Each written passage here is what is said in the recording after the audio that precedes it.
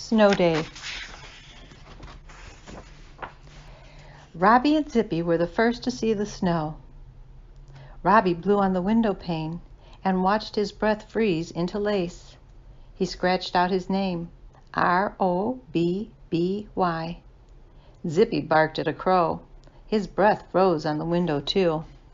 "It's a snow day," Robbie yelled, dancing across the floor in his bare feet, whirling like the flakes in the sky.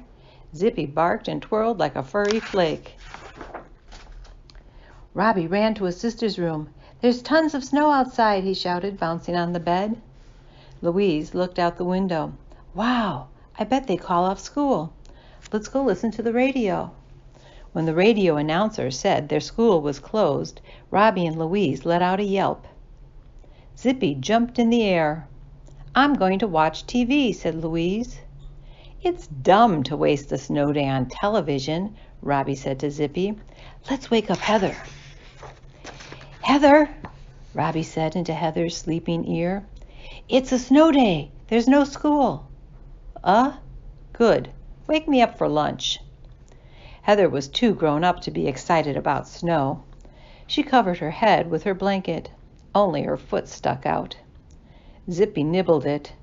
"And tell that dog to leave me alone," Heather mumbled into her pillow. "Mom and Dad get grouchy too when we wake them up," Robbie whispered to Zippy. "Let's make our own breakfast." "White bread with powdered sugar would be good for a snow day," said Robbie.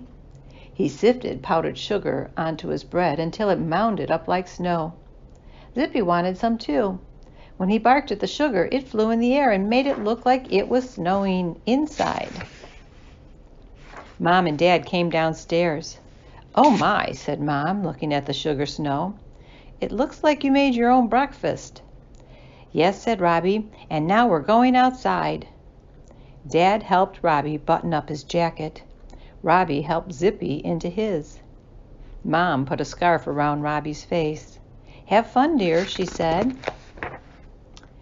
Robbie and Zippy were the first ones to mark up the snow. They ran and ran, kicking and licking and skidding. Soon their footprints were everywhere. Robbie pulled his scarf off his face and ran up to the living room window. "Louise," he shouted, "let's make snow angels." Louise looked at Robbie's flattened face. "Okay," she said. Louise and Robbie fell onto the snow and flapped their legs and arms. "I'm going to make snow monsters," Robbie said, squirming in the snow until it looked like a monster with two heads. Zippy made snow dogs.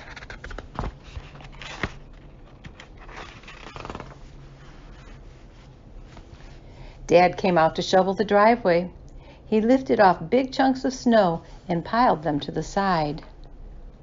Zippy and Robbie and Louise ran back and forth in Dad's tunnels. Then they took chunks of snow and piled them higher.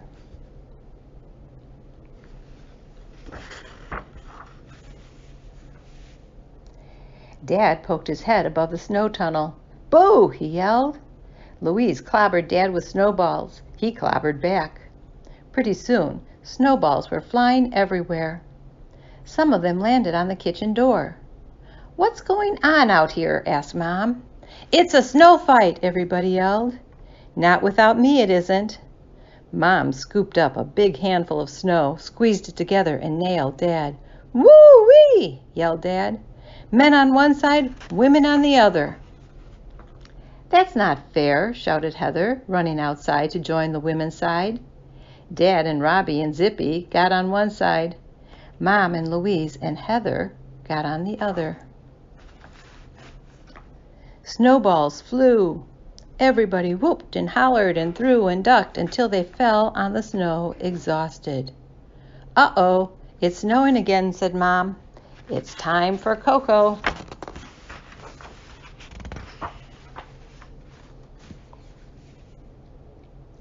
Robbie and Louise and Heather carried in armloads of wood, stomping the snow off their boots in the doorway.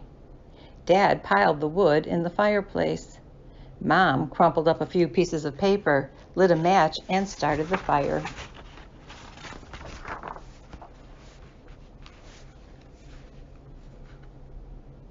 Louise and Heather made cocoa. Robbie put colored marshmallows on top.